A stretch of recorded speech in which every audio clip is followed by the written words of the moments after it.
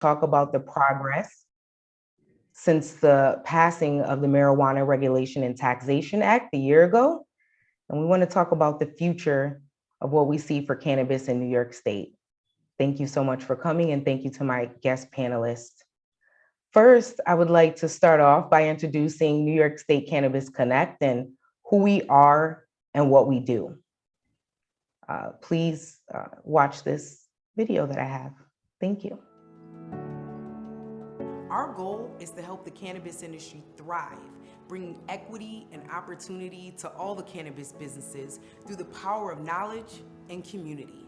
We're working to be the premier resource of cannabis industry information, and that starts with combining business information, news, community support, training, and educational resources in one place.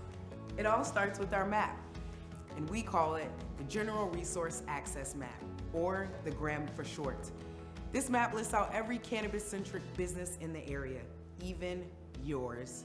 For businesses that register an account with us, we offer the option to create your own custom profile, allowing you to add your business information, respond directly to consumers through our forms, and even display products you carry if you're in retail. Now, let's talk content. For our business partners, we offer the most innovative workforce training system ever developed in the cannabis industry. Every training module we offer has been tailor-made for a unique role in the cultivation and sale of cannabis, providing business owners the tools to train their workers at a level that meets or exceeds government standards. We believe in the power of collaboration. From brokering industry events to our network of forums, we're committed to empowering all of the players in this industry to talk directly and build something new with each other. For business partners, the kind of direct access and communication with other potential brand partners is an unprecedented unlock when it comes to organizing an industry like cannabis. And as you can see, we stay busy, and we wouldn't have it any other way. If you want to grow your business with the best business training, business community, and business support in the cannabis industry, we're here to help every step of the way. And this is how we do it.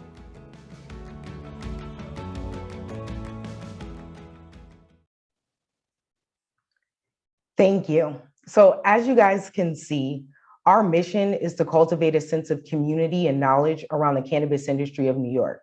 And we plan to do that by providing New Yorkers with the tools and resources they need to succeed. So over the next coming months, you'll see our map, the GRAM, our profiles and our forms become live on our website, and we implore you to come back and check it out. You'll be hearing more from us as we launch podcasts and we continue to provide resources to you in the community. So next, we're going to get into who our panelists are today. We have Kaelan Castetter. He's been in the New York cannabis industry since 2015. He has gone to found the Castetter Cannabis Group, offering authentic insights for the New York cannabis industry. Castetter was issued the first hemp processor license in 2017, and he founded Sovereign Vines, America's only hemp-infused wine. He was awarded Marijuana Venture Magazine's 40 Under 40 in 2020. Thank you, Kaelan, for being here with us today. We also have Senator Jeremy Cooney. He's been instrumental in the New York cannabis industry, helping pass the landmark legislation to legalize adult use recreational marijuana. As a New York State Senator since 2021, Senator Cooney has written over 50 legislative bills in his first year in office, and he was named co-chair of the Marijuana Task Force for the Black, Puerto Rican, Hispanic, and Asian Legislative Caucus.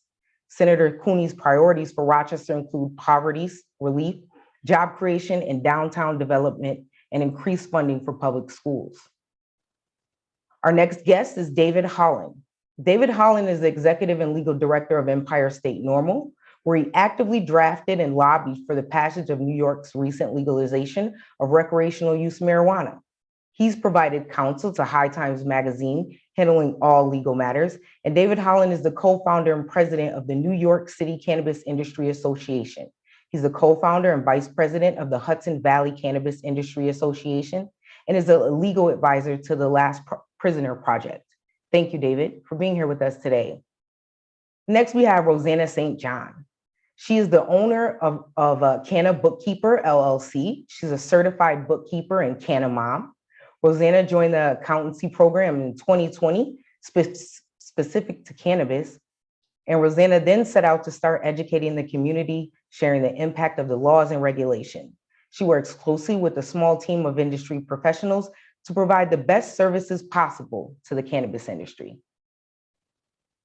Thank you all for being here with us today. So in the last year, since the Marijuana Taxation and Regulation Act has been passed, we've seen the progress of these legislations. We've seen the Cannabis Control Board appointed in September, and that's when the work really began. Since then, they've expanded the medical hemp program. They've sent out cease and desist letters to specifically businesses selling illegally. They've held community meetings to speak with the community directly about what cannabis legalization means to them. Next slide. And in March 15th of this year, we saw them open up the application process for legal adult use licensing for hemp growers that previously had licensing. So right now we have some current bills in place and that Senator Cooney is lobbying for. And also this week, we see that the House is set to pass a bill on the Marijuana Opportunity Reinvestment and Expungement Act, which will remove cannabis from the list of federally controlled substances, right? So we've seen a lot of progress over the last year in cannabis. In New York specifically, we want to talk about what licenses are available right now. Right now, we have adult use conditional cultivators licenses for eligible growers. We want to talk about how people can gain capital and resources to funds people that are trying to get into the industry, entrepreneurs. And we talk about social equity and what that means to New York. Right now, New York has promised that the first 100 retail licenses will go to those affected by the New York marijuana convictions. So yeah, I'd like to open it up and just see what my panel has to say about what has been done in the last year and where you guys see New York going. Kaelan, would you like to speak to the licensing? Sure. Yeah. So, I mean, we've really seen two licenses, or at least regulations and guidance for what those licenses are going to look like, roll out. And I like to consider them programs, right? They're two separate programs. And it's important to note is that they're also separate from what we assume to be a full licensing, rollout and application period after public comments and after we see comprehensive regulations, public comment period, and the enactment of those regulations. So, right now there's one license you can apply for, and it's considered a conditional license. It was an amendment to the cannabis law passed in late February and signed into law by Hochul, and it's for cultivators. So it's the adult use conditional cultivator license, and it's only eligible for growers, hemp growers, licensed hemp growers who grew for 2 years. There's some other requirements, including being in good standing with the department, and those applications are available right now. I believe it's a $2,000 fee to apply. And if you meet the conditions, you get a license, right? So it's not by nature a competitive process, as we've seen in other states in terms of licensing. And, it's hard to quantify exactly how many hemp growers are eligible, but I would think somewhere in the range of 150 or even 200 such growers. You're able to grow up to an acre outdoors, 2/3 of an acre in a greenhouse, and a little bit less with a combination of the two. There's also a cap on the amount of artificial lighting you can use. So that basically caps the amount of, true controlled environment growing you can do to 20 lights, which is a pretty small footprint.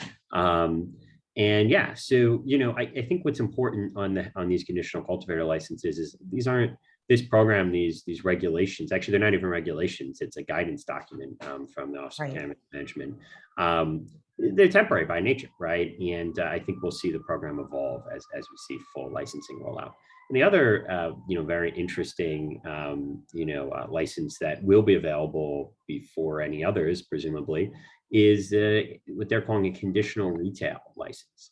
We actually just saw regulations officially posted yesterday. It starts the 60-day public comment period to weigh in on those regulations, and it's also conditional by the way of saying you have to be either a justice involved individual, meaning that your parent or your children were convicted of a marijuana related offense in New York State. Or you are a member or part of, in some way, it hasn't really been clarified, of a nonprofit who serves such individuals, justice involved individuals, right? And there's some other eligibility requirements there, including having operated a successful business for 2 years, actually being more than a 10% or more shareholder of that business. There's some question about whether, that justice involved individual and the business owner is the same person. Or they can be, different members of a cap table. So, depending on the public comment period, and if they make material changes and are subject to another public comment period, we could see applications for those retail licenses open up over the summer. And the other very important aspect of that, and why I call it a program, is because you have to opt in. Basically, you have to, accept loans or grants made available through a public-private partnership and fund that will be set up, and looks like it'll be administered through DASNY, and also be placed in a storefront that has been secured and built out by the Office of Cannabis Management, maybe administered by DASNY. It's not quite clear, what the mechanism there is, but so I don't think this is for everyone necessarily, even if you do qualify. Right. But what it does do is it gives you it lowers the most significant barriers to entry, sans compliance, that there are with getting into the marketplace on the retail side, at least. That sounds, yeah, like you said, it's going to be, for some people, that's actually really good to hear that they're offering that support, because that's what entrepreneurs will need, some of them. Thank you, Kaelan, for expanding on that. Rosanna, would you like to speak on this? Yeah. I mean, speaking on the conditional licensing, there's so many things involved. It's scary that OCM is encouraging people who are equity applicants who have traditionally, a lower education level, a lower credit score. They have, gaps in employment because they've been imprisoned, or, for whatever reason, you're asking these people to go to the bank and take out loans, or they're risking everything for a conditional license, and they still have to comply with X, Y, and Z.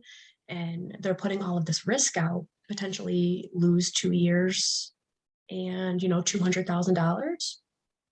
So right, it's scary. I wish that the OCM would give a little bit more guidance as far as support.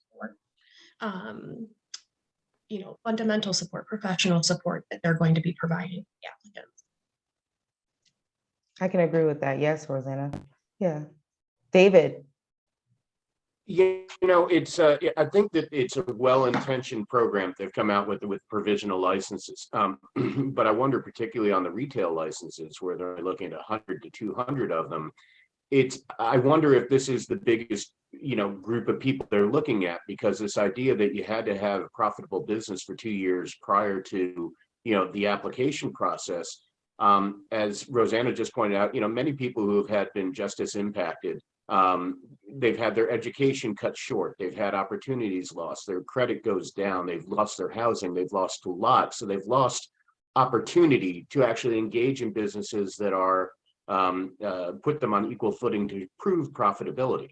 So, for those people that are truly the legacy operators that have been running the cannabis market for decades now, very few of them are going to be able, without an amnesty program coming from the state that gives them some degree of immunity, to say, well, look, I may not have had a successful business that is on the books, but here's what I can show you that I've done off the books. And I have 50,000 customers in a delivery service. those are the types of people that are being excluded from trying to create the market at the foremost opportunity up front. And I just wonder if there's going to be some, reconfiguration of eligibility on that, because I think that they are losing out, and it's almost as if they already know who the intended beneficiaries are by having that business requirement. And I don't know if that's fair. And it certainly there is comment out there that this has created a class of people that have been just as impacted and have a business that don't exist under the MRTA. So it actually is creating a class of people that is outside of what was intended by the legislature, and there's a lot of comment on that out there as well. That's an interesting take. And yeah, you guys make some points when you think about it. There's a lot of work to be done, and I hope that the community does take advantage of those periods where they have those questions that you can ask, and hold them accountable. OCM has a tough job to do, but we definitely want to see social equity at the forefront, and it's going to take more. We also see that there's the fund that they have, the $200 million fund that Governor Hochul was speaking of, but that doesn't come until later. So asking people to sign up for loans, that could be risky for them, and just all the qualifications there. So there's a lot there, and people need to research this. I think a lot of times the main question I get asked, and you guys may agree, is how do I get into this business? So you hear people, they want to do it, right? They have all facets of backgrounds, honestly, but they want to get into it, but they don't yet understand the industry, and they haven't yet researched what licenses are available and what will be available and where they kind of fit in. And even if they even need a license, right? Is it just an ancillary business, something that's supporting cannabis, or is it actually a plant touching business? If you guys had some advice, what would you give to these entrepreneurs that are looking to get into cannabis right now in New York? I mean, I'm happy to start there. I mean, it really depends on what the first piece of advice I give any entrepreneur is, to really start to explore what your core competencies are, what infrastructure and assets you already do own, what sort of people capital you have and have in your network, what your passion is, right? All these things, you need answers to all of these questions before pursuing, what's going to be a costly and even if you're able to secure some sort of capital, right? The amount of time that you're going to put into this, is going to be highly significant, and maybe even more so than most other businesses, because you're entering one of the most highly regulated industries in the country, right? So, if you don't have passion, right? I mean, I hear people ask, I get this question a lot: what's the most profitable license type? Right. I go, well, they could all lose you a ton of money real quick, right? Mm-hmm. And they could all make you money. So really what it comes down to is, what are you passionate about? What do you feel confident on being able to execute on, right? And that has to do with what license type, but also what size and scale, who your customer is, going through a robust customer discovery process. Just because you have weed doesn't mean everyone wants to buy it. It doesn't mean you're necessarily going to make a lot of money, right? So you got to approach this like any other business. Do the due diligence, do the hard work up front, and evaluate. And the other thing too is, maybe being the CEO of a cannabis company isn't really what you want to do right now. Maybe that's a 3 to 5 year plan. Maybe that's a 10-year plan, and maybe you want to start off in the senior leadership position or something like that first. I think that's great advice, Kaelan. I agree with you. And that's exactly it, right? You have to know what you want to do, know what you're passionate about. You have to really look at there's so many different avenues to go down. Again, you don't even have to be plant touching, right? So you have to figure out what you want to do. Rosanna, what would you say to that? Kaelan, I could not support your last statement more. Not everyone is made to own and run their own business, and that's okay. You can be an amazing grower and just be terrible when it comes to anything computers. You can't really have a business without a computer. It's okay. You can hire a support staff. You can work with a team. You need to be honest about your strengths and where your opportunities lie and build your team around it, right? You're not a good bookkeeper, find a bookkeeper. You know you need social media. If you hate social media, hire somebody to do it or learn it. We have time right now. And this is the calm before the storm. This is not the storm yet. No one's jumping in. You know, there's nothing wrong with working for someone else for a little bit while the first 3 years of licensing goes down. Because the way the MRTA is kind of written, it's implied that at the 3-year mark, there's going to be a lot of change. So I don't know, I fully support working for somebody else for 3 years and then looking into it to own your own business. I think it's going to be a totally different atmosphere. I think that that's a great statement both of you make, right? To be a strong at anything, you have to know what you're weak at, right? So if you know you're not good at it, then you have to hire somebody. What do they say in business? Your EQ is more important than your IQ. So building those relationships and knowing where you fit in. David, do you have a comment on this? Yeah, I mean, I agree completely with what both Kaelan and Rosanna have said. You know, it's that old adage of, you know, be careful what you wish for because it might just come true. This is a very complicated business. It's a very highly regulated business. But that all being said, and there's lots that still needs to roll out in terms of rules and regulations before we'll be able to see what those applications look like. There are a number of things that people can be doing now. And, you know, as I say to a lot of clients I'm consulting with right now, it's a little bit like a beauty contest, and you really have got to get out there and make yourself the most presentable on day one when you put that application in. So there are things like forming a corporation and who's going to be on that board and what kind of positions are you going to have, and are people that are going to be employees be able to slowly earn any sort of equity out of that company, and what communities are you impacting, and how are you going to, you know, transfer and teach those skills that are not only needed in the cannabis industry, but those other skills that are also available to be transported into other industries long after this job may be over. Those are things that can be figured out now.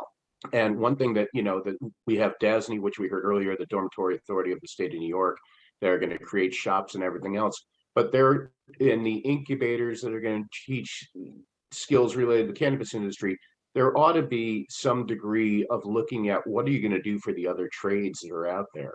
And just take, if you want to build a grow house, you know, you're going to need an electrician, you're going to need water pumps, Right. You're going to need a glazier to put the glass together. Look at the 10 to 15 other industries that are impacted by your bringing that one license to an area.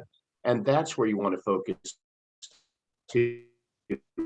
And that's some of the stuff that you want to make clear to the, you know, in your application process, and the community contacts. Make sure you're going to be welcomed into a community, because just because you can pull together the financing and everything else does not mean that they're going to roll the red carpet out for you in any particular place. And if you're looking at, you know, retail sales or consumption lounges, you know, you're now looking at a smaller pool of people, because you've got to get past those communities that either opted out or help support those voter initiatives that are going to put you in. So it's a number of things I think need to be figured out along the way, not just self-assessment, but community assessment. And some of that you can be doing now. That's totally right. We can be getting to work right now. And what you guys are all describing is essentially a business plan. And that's what every business needs that's going to be successful: understanding what your community needs are, what you bring to that community, what you stand for, what you hope to gain. And I completely agree. That's where people need to start figuring it out. And there's more than enough time to do it now.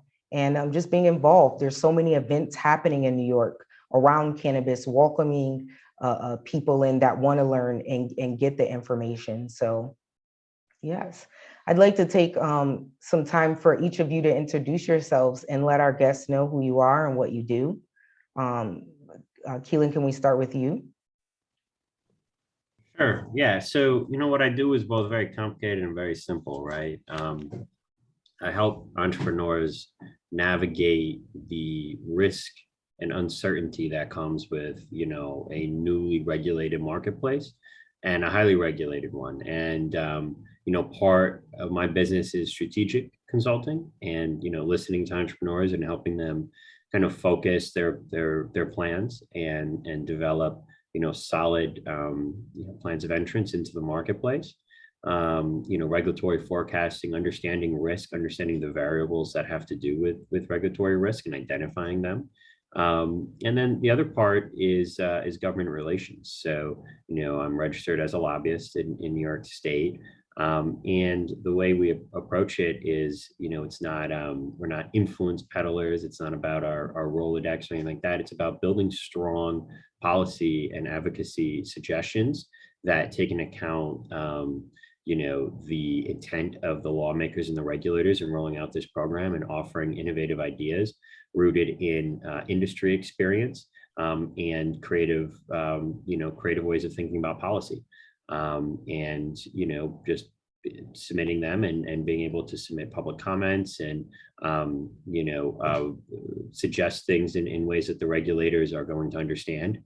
They're not all industry people at all. A lot of them have government and policy background and understanding what concerns them most, right? Which is a host of issues that you can just understand and identify by reading through the MRTA. And helping entrepreneurs advance those advocacy platforms and find other people who might want to join in on that. So we do a lot, and it's somewhat complicated. Like I said, some things we do, but at the base of it, it's really helping entrepreneurs in New York State. Yes, Kaelan, and we commend you at NYSCC. We admire everything that you do over there, and you're part of the reason conditional hemp licensing is now available and out, and applications are open. So thank you, Kaelan. Thank you. David, can you introduce yourself and tell the guests a little bit about what you do? Well, thank you for this opportunity to be here. I mean, with this esteemed panel, it really is quite a thrill for me to be part of it. And so I'm just a lowly attorney that started out a long time ago with a big interest in the criminal justice system. And so, like a lot of people that have been around this for a while from the legal side, you really had to start with it on the criminal law side. And so I've worked with the federal government, both as an independent contractor to pretrial services, where we were monitoring defendants and doing drug testing while they were pretrial, to working with the federal prosecutors, and I was a prosecutor in the state system and so forth, as well as a criminal defense attorney. And what you see is the common denominator to so many different prosecutions, and particularly prosecutions in particular neighborhoods and geographic regions, were tied to the alleged odor of cannabis that led to gigantic other implications and prosecutions. And I just always felt it was fundamentally unfair. And so I got a chance in 2004 to work with a guy who's now the late Michael Kennedy, who was one of the great attorneys in the country. And he had been with Tom Forsad, the founder of High Times Magazine, had been original counsel. And so that's where I really started to get into the advocacy side of this. And particularly working with veterans coming back from Iraq and Afghanistan in 2005, 2006, that were seeing real trouble with being what was the start of the opioid epidemic, and then being dishonorably discharged and losing all their benefits, including their health care, for taking what was going to be medical marijuana at that time. There were only a few states at that time that were doing it. So that's where I got really involved in it, and that's just grown over time to me being a lawyer. And I've founded now the New York City Cannabis Industry Association, the Hudson Valley Cannabis Industry Associations, that much like what Kaelan was just talking about, it's not about a Rolodex of what you're doing. It's about trying to look at rules and suggestions and how to make the industry better. And what we do, we're actually talking to the people, as I say, that from the underground market to the above ground market to people who think they sit on the moral high ground also. We try to build that conversation between and amongst all those groups to try to get the voice as best represented as possible of what we think is needed for a better industry association going around. And we'll probably expand that out at the state level before too long as well. But we're committed to consulting, advising, and trying to make sure that there's opportunity for everyone. And I particularly am working with the legacy market and trying to find amnesty and other pathways from legacy to legal to make it really the best industry they can be. So thank you for this opportunity. And thank you, David, for being here. And you bring up a good point. And after we introduce Rosanna, I want to talk more about that legacy market and those points that you just made. Thank you. Rosanna St. John, would you like to introduce yourself and tell the guests a little bit about what you do? Hi, I'm a bookkeeper. I started my business last year, specifically geared towards cannabis businesses and license hopefuls. Um, I work with people mostly out of the legacy market. I am working mostly with equity applicants, trying to set up ancillary businesses and give them all of the basic business tools and develop their professional team, help them with professionalism. And I help them with other business building, like organizing, social media, building strategies, working off a calendar, things that the legacy market really needs and has never used. A grow calendar, for example, like a legacy market may not be into the grow calendar because they don't want to put it on paper, but they know it all up here. But that doesn't work when you're licensed. So those are the kinds of things that we talk about when we work through. I also set people up with really interesting connections and contacts where I think that, they may be able to help each other out or collaborate or co-brand. And I've seen some really interesting collaborations come out of it. So it's been really fun so far. And it's only been a year. Well, thank you, Rosanna. Yes, those are all great things. And again, you guys bring up some good points. Before we actually talk about legacy, I think that we should describe what social equity means, right? I'm going to go at it, and then I want you guys to kind of describe it, because when we say that, I'm not sure that everyone has a full understanding, since cannabis legalization is so new. And when they hear it so broad, sometimes I get people's weird responses like we're giving licenses to felons and all this stuff. So I think it's fair to kind of elaborate on what social equity means, right? So when New York said that it wanted to be socially equitable, it has a mission to give 50% of their license to social equity applicants. And that is a wide-ranging description. And we know that Senator Cooney has a bill in right now to expand that because it wasn't actually inclusive enough. And so do you guys want to describe what social equity means in New York? That's a big one, right? That's a $1 billion question too, to be honest. So, for me, I guess at its base level, social equity in the context of the cannabis industry means that those who have more of a difficult time or are prohibited from accessing traditional opportunities in our economy are, intentionally given opportunities, and barriers to entry are lowered for this new industry with cannabis, right? Now, from there, you can go and start talking about very specific groups that have been harmed by the war on drugs. Those on the margins of society have been pushed there through our carceral system, right? And there's a lot of layers, right? And there's also the layer of, those who have participated in the unregulated marketplace in various different facets throughout the, last 20, 30, 40, 50, 60 years, what we call the legacy market. Which is also very diverse and complex. And there's definitely not going to be any one size fits all solutions for those entrepreneurs, right? So I think at a high level, it's somewhat simple, but as you get into, accomplishing those goals, there's a lot of decisions that have to be made, and there's a lot of varying different interpretations about what equity means and what individuals and communities should be most targeted by efforts to be equitable. I think that was a great definition. That was a good overview of it. David and Rosanna, do you agree? I think when you're looking at equity, especially for New York, it's really important to consider the people that have had legal actions taken against them. For me, that's, these are my favorite clients. These are the ones that have spots missing in their resume, spots missing in their history. They have all these things, all these missed opportunities that, they weren't really missed, they were taken away from them. Like, to me, that would be, the truest form if there was a scoring system. Someone that's already been marginalized and been, their family's been impacted. Generational wealth has been it's not even an option because these opportunities haven't been given to them. But, what's the scoring system? How do you prove that Right. What do you write in your application to get, top of the ladder? And this is still to be determined. David, what would you say? Well, I think the How would you two of them just said it so well, but equity, social equity is not equitable. It's not a question of fairness. It's a question of really looking at not just the harms of the drug war, but the decimation. Because you can't just say the harms of the drug war. That people don't know what that means.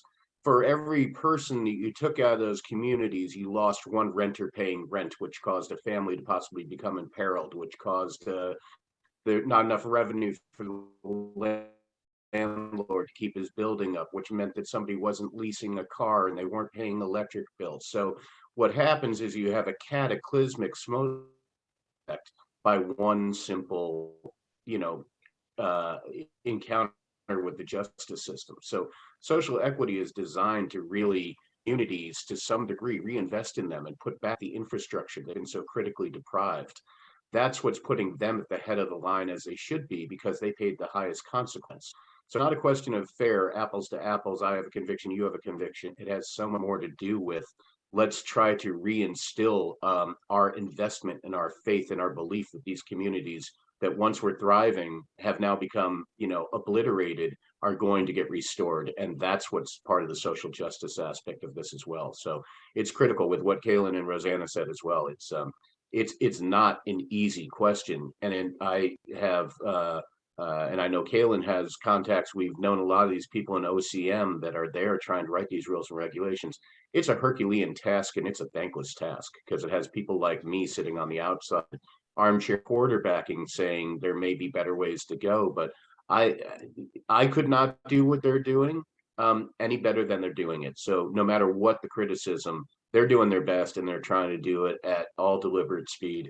And I support them in that. But with that said, let's keep trying to get good policy recommendations out there about equity is not fairness, equity is about necessity. And these communities otherwise are just going to continue to languish unless we do what we're doing here with this program. I couldn't agree more. And I love how you connect this to so much more, but all of you guys, right? It's not just the entrepreneur that's launching the business, it's all the jobs that are there too that have to support this, right? And the creation of it. It's big. It's definitely something hard to define it. It isn't simple. It's as simple as we'd like. We have a few questions, it looks like. I was just about to tell you, Tiffany. Yes, Do you want me to read them, or do you want to? please. So we have one question here that just came in. It says it's from, I'm not sure how to pronounce their name, so I'm gonna just not butcher it. But how can we help legacy market operators transition into cannabis? How do we work with the OCM to lower the barrier to entry into this heavily regulated space? This is a great question.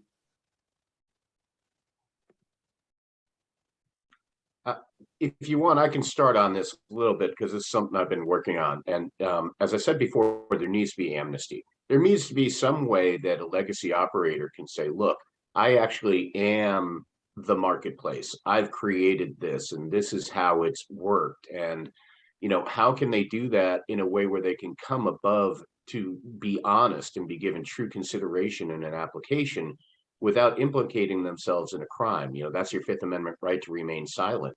They'd be giving all that up just to prove who they are and the skills that they have and the accomplishments they've achieved. That's something that I've been working on for a couple of years, and I've sort of come up with a rough plan of how you might actually have something similar to when South Africa had its Truth and Reconciliation hearings, about what really happened that led to all the terrible injustices in that society. Same thing has happened here. But people have weathered that despite the threat of life sentences, and despite the threats of family and friends of being in the industry. They've taken those risks, and that information is critical to the legalized market to understand how the market really truly works.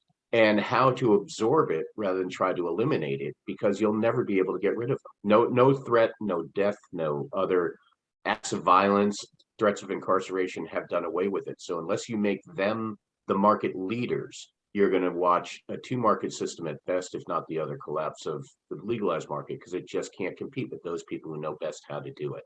So bring those things to light in conversations with Senator Cooney and others who are aware that there's a need to really learn from those people that ran the markets rather than trying to simply outmode them is what's really important.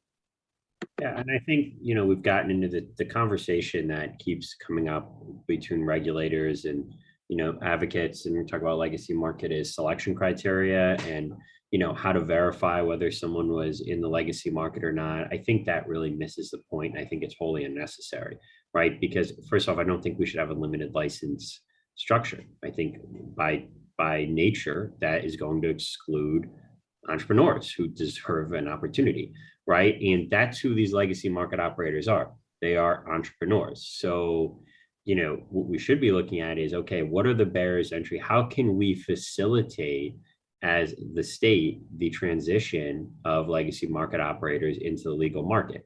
Not trying to pick who is legacy and who is not and trying to define it, because it's just ridiculous. Because the reality is there's people who sold dimes and sold a little weed so they could smoke for free. And there's those who were serious distributors, traffickers, and cultivators, and who are serious entrepreneurs, right? And both could be defined as legacy, but let's just reduce the need for that definition altogether to open up licensing. And if you qualify, just like an alcohol license, you get a license and you're able to compete. And the state should be looking at the barriers to entry that would prevent those entrepreneurs from being able to do so, and reducing those as much as possible.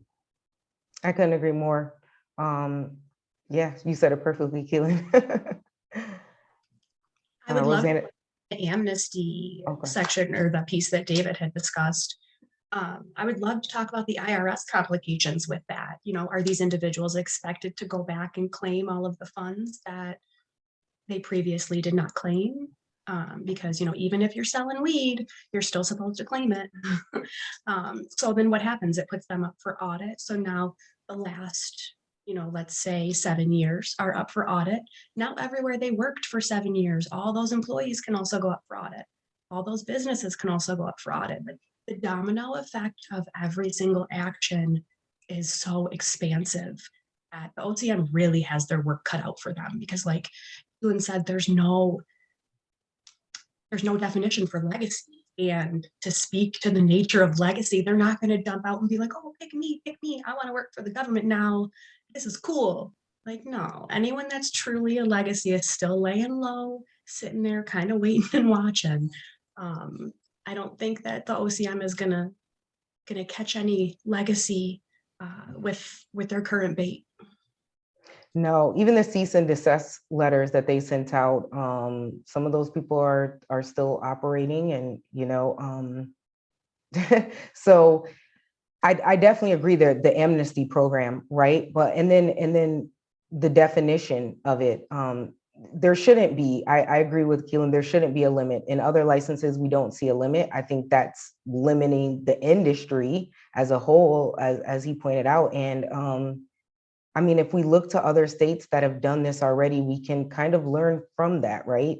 Back to what David said, in California, the legal market is not overthrowing the illegal market, the legacy market there. It's not happening.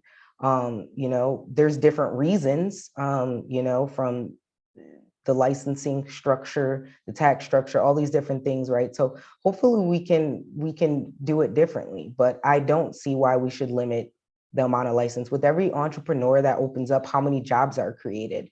And not just directly, again, cannabis touching, but just in the support, like David pointed out, the people who have to build the greenhouse, the people who are getting the horticultural stores where you're buying your equipment, all these different things, right?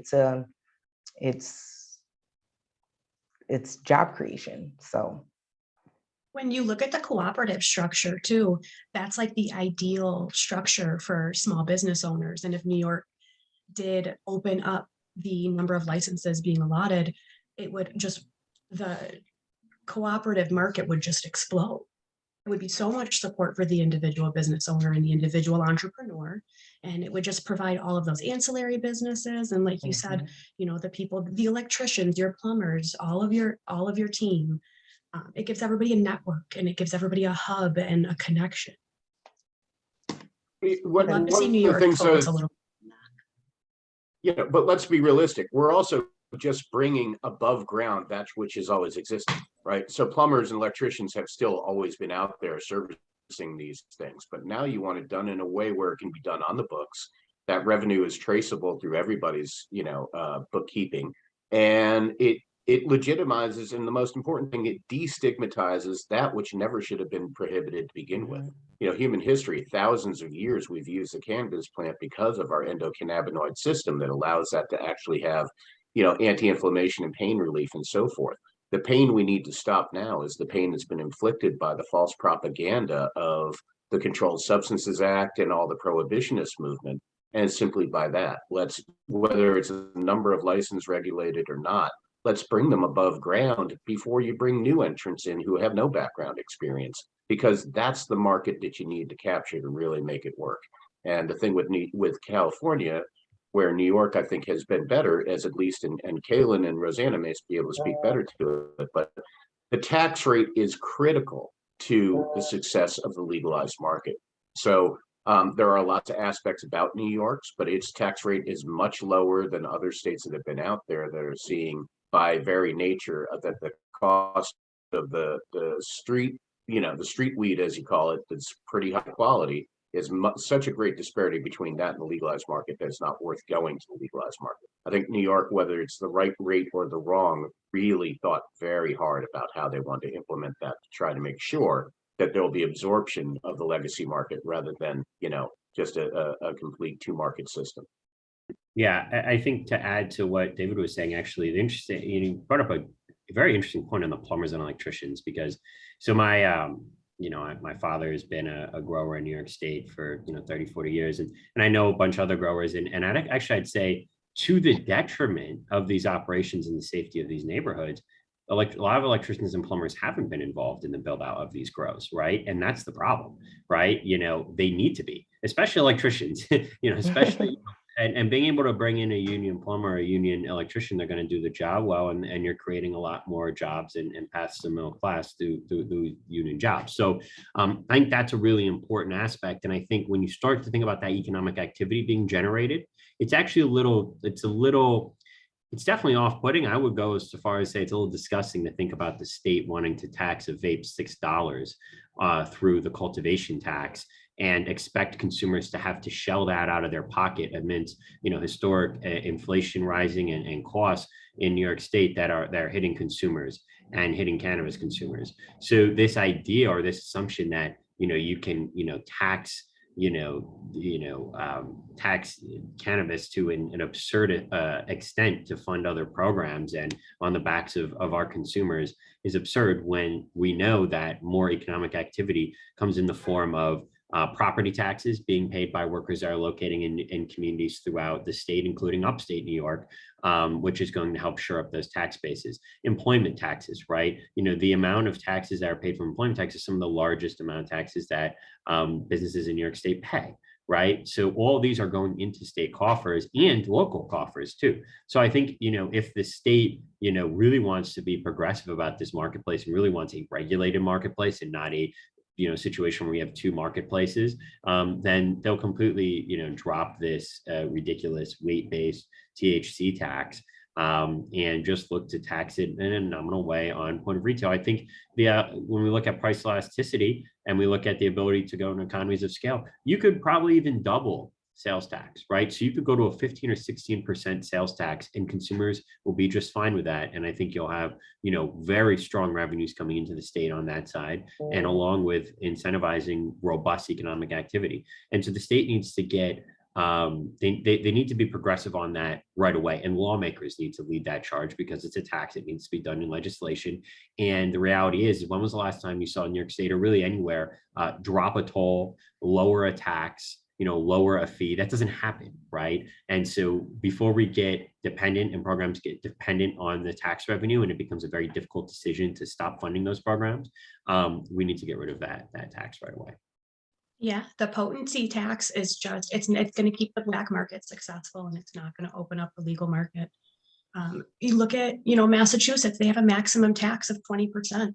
You look at other states that have already gone through this process. Nevada, for example, they're in talks about lowering the sales tax for cannabis because they saw such a decrease in sales, or they didn't see what they expected. New York, we all knew that tax was going to be a thing, but the consumer's not thinking about the excise tax that the business already pays, the employment tax, the Social Security. You're talking about workers' compensation. You have all of these extra things, your liability insurance, if you have a physical location, security, all those other requirements that these businesses are going to have too. It's incredible. And this brings up a good point that we were discussing earlier, the 280E, right? On a federal level, it affects it because it's how businesses deduct their business expenses, right? And Senator Cooney right now has a bill that he's sponsored, the Senate Bill S-7518, which specifically will allow a cannabis business to be able to deduct those expenses on a state level, right? But if the House passes the decriminalization of cannabis, right? If they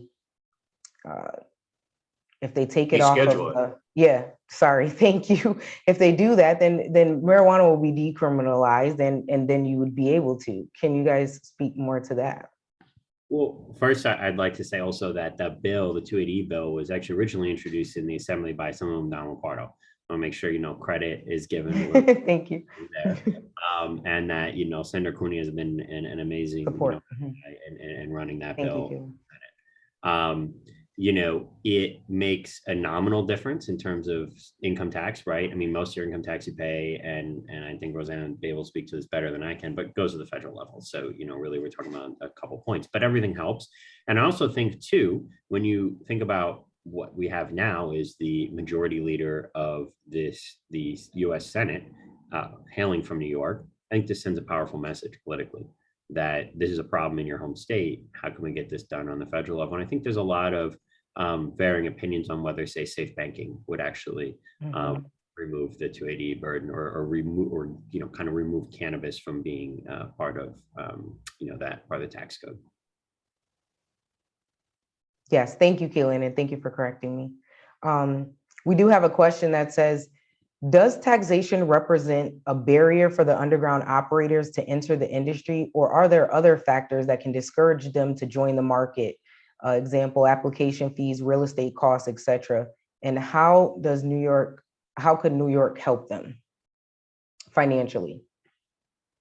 I'd like to say that, in terms of, I think there's sometimes this, view from regulators and observers of the industry that, legacy operators, why would they transition into the legal marketplace? Because, there's more taxes in this. And I'm gonna give you a few reasons why. A mortgage, a car loan, a bank account, right? I mean, these are very real issues, right? So in order to live in our society, you need to have income that you can claim straight up, right? And so there's every incentive for them to over. Now, the reality is, though, the state could make it so you can't run a profitable business. And if you don't run a profitable business, then you're forced into continuing to sell out the back door. And so what's going to happen is it's less, I think we're less looking at in the next 3 to 4 or 5 years of, what's going to happen to legacy, or getting legacy operators in. I think a lot of legacy operators are going to try to get it. The question is are they going to be forced back into the unregulated marketplace, or have 1 foot in, 1 foot out, right? And that is entirely dependent on how the state regulates this marketplace. The impact that 280E has on that last statement, like the 1 foot in, 1 foot out, is incredible. To be on the back end of things and to discuss this New York not recognizing 280E responsibilities It's wonderful. And like you said, it would give a little bit of revenue back or, stop you from giving it back to the state. But it also creates an added expense for the business because now you have to run two separate sets of numbers because you have a set of state numbers and you have a set of federal numbers because one is 280E compliant and the other is not. So it does add in all these extra things, and you have to be very aware and very conscious of, most of these business owners are going to have a multi-structure. They're going to have business A, B, and C. So it's going to be a lot for them to make sure that they're allocating things to the appropriate business in the appropriate spot, things that can be deducted, can't be, and we know it's going to be highly audited and it's highly regulated. So it just adds so many layers to the complications. It definitely does. Taxes, right? Compliance, and people need to stay up to date on it if it's an industry that they're looking to get into. It's very complicated, and like you guys say, they may want to wait to actually become an entrepreneur until some of these things are kind of ironed out at a state level, right? So what do we kind of see for the future of New York State, the cannabis industry in New York State? What do you guys see happening over like the next year? So it's been a year since the law has been passed, the Marijuana Regulation and Taxation Act, right? In the last six months, we've seen some progress. What do we think we'll see in the next year? Does anybody want to go first? I mean, I think okay. You're going to start seeing. Well, first you're going to see the rules and regulations come out. You're going to have the provisional hemp cultivators growing in this crop season, hopefully to be able by September, October harvest to the point that they now have the provisional retail sellers. They're the first 100, 200 licenses. But beyond that, you're going to see DASNY, the Dormitory Authority, start really constructing locations. They have 1,100 locations, according to Reuben McDaniel, that they have found good for potential construction to build the shops that saves people millions of dollars, and they'll be automatically compliant. So you may not have to have the same security analyst come in and figure out your logistical issues and your storage and your street front access and all that. So I think that what you'll start to see is the formation in year one of what New York really is envisioning as a viable market. And a lot of it, I think, is great. There are some issues always with all these things. Like I said before, it's easy to armchair quarterback it. But New York is living up to its commitment to social equity, without a doubt, with creating the public-private funding to get $200 million up front to have DASNY be the head of that program to build out those shops.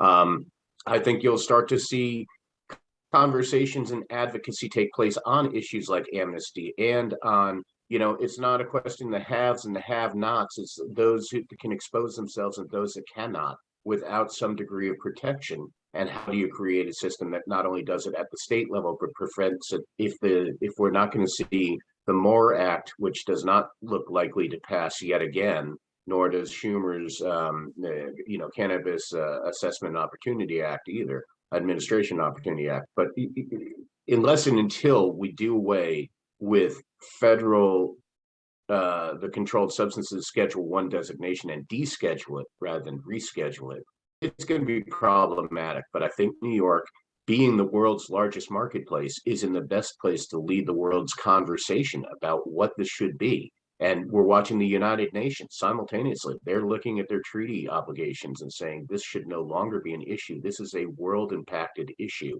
that was done much at the bidding of the United States back in the 60s and 70s when they were writing these treaty obligations. So we're watching a sea change, which New York will be the leader of that conversation. So I think that while there will be many, many moments where we'll be treading water in quicksand, we're nonetheless going to see still the best program that's out there. And I'm very optimistic about it in the long run. I am too.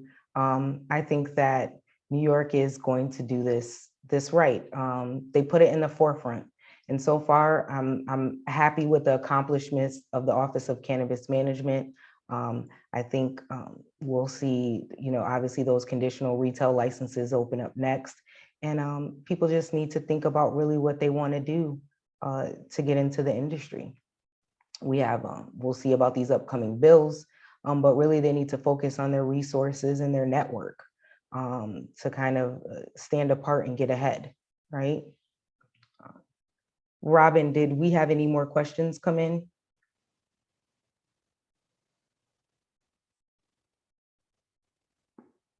Sorry, you guys. All right. So we do have just a comment about incorporating certifications in colleges. If I think that there's someone saying that there might be one that is already sort of doing. Can you read the House. question? Yeah, it's not really a question. It just says New York State is incorporating SUNY colleges and offering certifications and degree programs in cannabis. Yes. Yeah. So I don't know if we want to talk a little bit more about how that might work and how we feel about that. Yes, yeah. Finger Lakes Community College already has a program. Erie County Community College also has a program specific to cannabis or horticulture. And these are huge opportunities for people that are looking to get into the market to start to develop their community outreach programs, start to work with the educators to develop the curriculum, talk to them. This is one of the best ways for you to reach your community, to reach your potential group of employees. This is where you're going to find your interns. This is where, you know what I mean? This is where you're going to have the best opportunity for community outreach in a focused group. These people all want to be in the industry. Why not put yourself at the forefront of the people that want to be in it? So if you find the opportunity to jump into one of the schools, jump in. I couldn't agree more. They have all the resources there, and there's so many people from so many different backgrounds and facets, and everybody has different talents and expertise to offer. And like you said, Rosanna, you'll find a community there. So I definitely would as well encourage people to sign up. Even if you don't do the classes, make sure you're going to the events and meeting those people. They just had a event last weekend at the Finger Lakes Community College that was called the Cannabis Incubator. It was a wonderful event. A lot of people there, even a lot of people from just the political realm. So definitely encourage it. Yeah, they're also in Orange County, New York. SUNY Orange County Community College has it. Medgar Evers here in the city. You know, what's the most important thing about those programs is not only teaching some of the business and other skills that are necessary and the horticultural skills, but they serve to destigmatize. And again, that's what the most important thing that anybody can do right now is try to talk to your community about what are their fears and what are their, you got to separate the facts from the fears, and that this is not a bad thing. And the educational institutions really legitimize it in many ways. And so be supportive of that. Give them internships, give them access to the actual industry that's been out there. Because without that, it's just going to be lip service to an industry that really is, but again, it's the world's leading marketplaces in New York. And it's a multi-billion-dollar per year business that could be, with tax revenue, think what we could do. We've just suffered huge, tremendous setbacks with COVID. We're down, what, 30-40% in GDP, some crazy number. These are ways to not use cannabis as the means to subsidize. It's always been here. Let's just tax and regulate it so that it can be part of the solution rather than being always considered part of the problem. And that's what's great about all these different universities are getting involved in it. I couldn't agree more. You bring up a great point, the stigma, right? And not just for the legacy market or the people who are actually like growing it, right, or selling it, but also for the people that use it. There's a big stigma all around the culture of cannabis and what you think somebody that consumes cannabis looks like, right? They're probably not a lawyer, they're probably not a runner, they're probably, all these different things, when in actuality, a lot of people do cannabis, they're hiding the fact that they do cannabis because they don't want to seem unprofessional or just be looked down upon. So I definitely think that we have to check that stigma on cannabis, because it's not the drug that people think it is. Some people, it's an amazing medical herb that helps people in all different ways. And everybody that uses it isn't smoking it, right? They may be consuming it A lot of people are in many different ways. As we've seen the legal industry expand across the nation, we've seen so much stuff come from the cannabis industry, so many products. And so we'll definitely be seeing more. As you pointed out, David, New York is a different type of market. I definitely think it's going to be strong here if we can overcome some of these hurdles, specifically the taxing and the resources, and making sure that people have the proper education and resources, right? But definitely that stigma, we have to get past that. I'm sorry, Robin, did I see another question?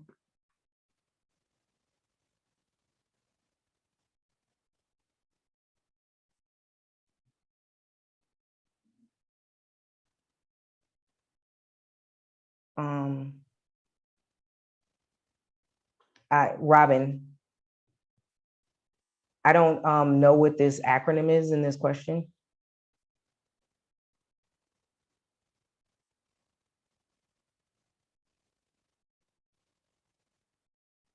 Hi, Tiffany. Sorry, I missed your question. I was asking the question that is in the chat. How is this people of color get funding for high fees to become legal in the industry? Am I reading that correctly? Yes. Is it Black, Indian, and people of color? BIPOC? Yes. Yeah. Right. But I think it's Black, Indigenous, and people of Okay, color. thank you. Well, I think that's what the state has designated, partly with the social equity funds and partly with what are going to be the incubators and so forth. BIPOC is a community of people. Now, whether they all fit within one category or, fall under one particular umbrella is yet to be determined. But I think that there will be funding in the private sector if you're able to put together a business plan. This goes back to what I was saying earlier. There's a lot you can be doing today to get yourself presented for what you want to do tomorrow. And you're going to have to market yourself around. And the best way to market yourself is show them how serious you are and how much you have that they can understand just looking at a few pieces of paper. Say that's a good investment, even if you don't have the background and the track record of a profitable business. We understand that may not be possible in this particular industry to show all that. So BIPOC is going to be like anybody else. You're going to need to show not that you fit some single classification. You have the class to carry a business to show that it can become something viable, not only for you, but for your community. I agree with that, David. And yeah, because social equity doesn't just mean giving Black people or BIPOC people licenses. Again, when we talked about the definition of social equity, and it doesn't just mean that, right? There's other people that have been affected by cannabis as well. And so New York is trying to make sure that they cover everybody and with this social equity, and that benefits the community because we're all a community in New York. Right? We have another question that's how will the cannabis industry change the job market in New York? This is a great question. I think it's going to create a lot of jobs in New York, just because there's so many things that support cannabis, the things that you need to have just, okay, so let's say you're cultivating, right? Like we just talked about it, all the equipment that you need, the soil, the seeds, the security, the building itself, right? All these different things, the people that you need in there to run it, to check on your stuff, right? All these different things, I think that it's going to increase the job market, which will in turn increase the state tax revenue because we all pay taxes when we work. So yeah, how do you guys feel, David, Rosanna? I think it's important to also mention that the MRTA is clear for equity applicants that you just need to have a plan. So that's an advantage over if you're a non-equity applicant, you have to actually have certain things in place. And I think it's a really big there's a really big difference in that. There's a lot of risk that if you're not an equity applicant, you're going to have to already undertake, whereas the equity applicants can just have a plan to take the risks. But that's a very important thing to discuss. Absolutely. And also sorry, go ahead. Oh, I just was saying, I totally agree with Rosanna. Not everybody's being treated the same. It's not a question of fairness. It's a question of what's right. But some of the things you'll see, and again, if amnesty were part of it, the number of jobs that exist in the cannabis industry in New York are already tremendous. It's just nobody can admit that's what they're doing. But just take the runners of delivery services.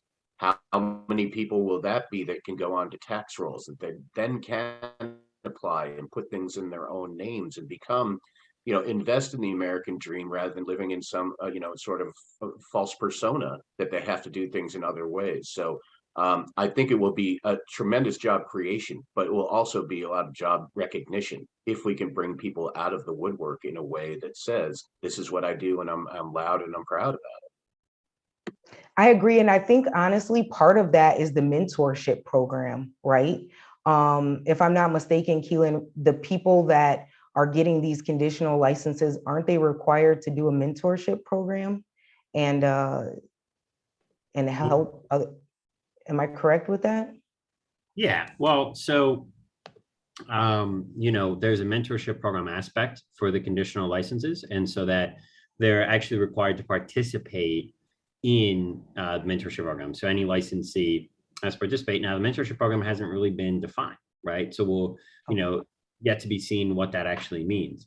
I actually saw the senator jumped on, and speaking of the conditional licensing bill, the senator was the first to actually introduce that last year, and so we'll probably let the senator kind of talk more about what he thinks and what the vision of that really is in jumpstarting the industry.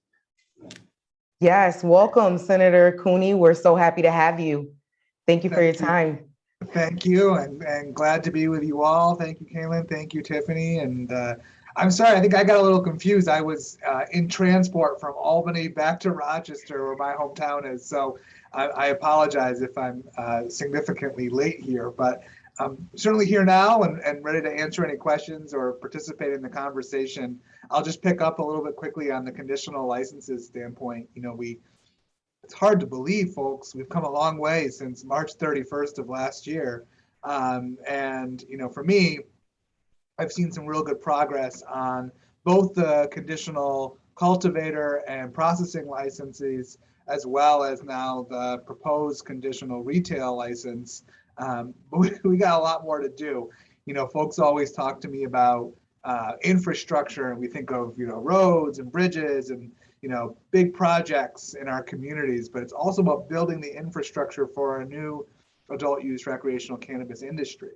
And so these conditional licenses, and you probably have already talked about it, but the $200 million that we're actually negotiating right now in the state budget process that would be earmarked, if you will, to the Office of Cannabis Management to help social equity applicants and licensees get their startup, if you will, on the retail side, both physically and fiscally.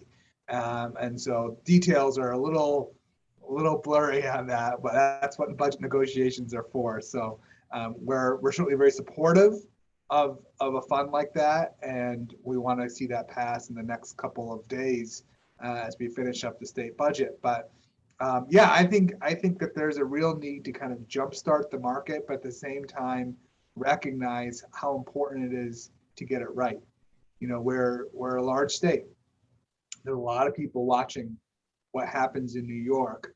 I think we really can become a tipping point for not only action on the federal side, but also we'll see more and more states kind of go through the process and seek to replicate our success.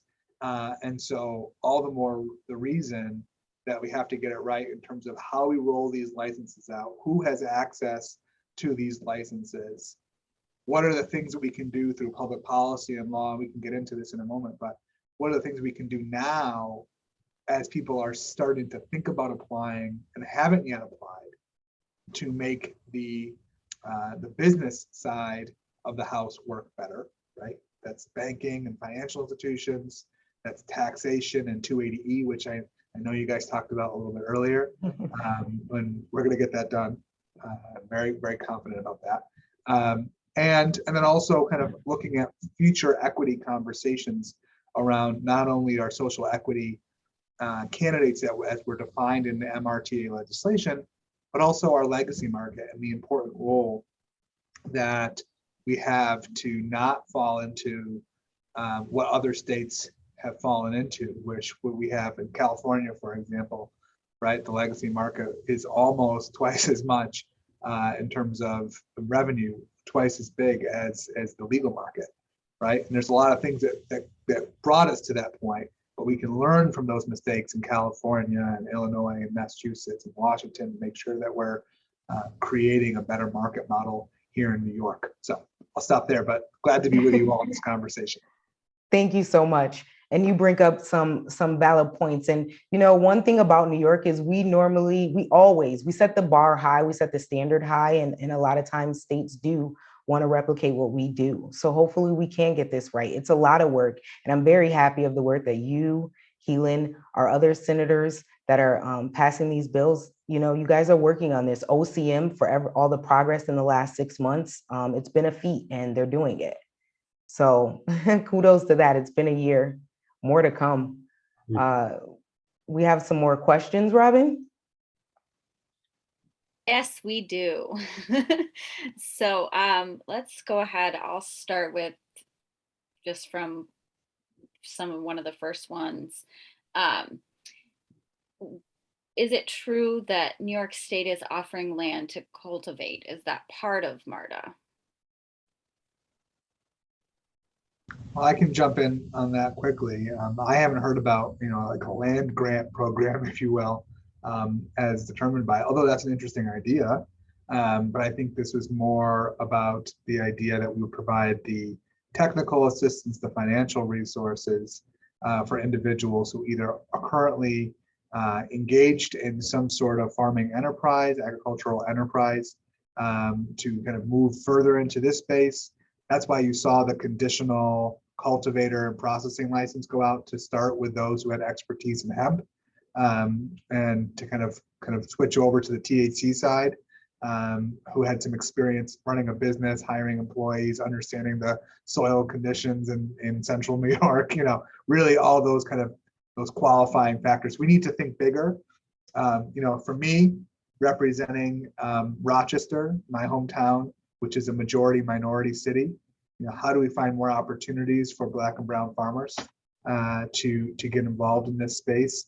We have to talk about inside grow versus outdoor grow.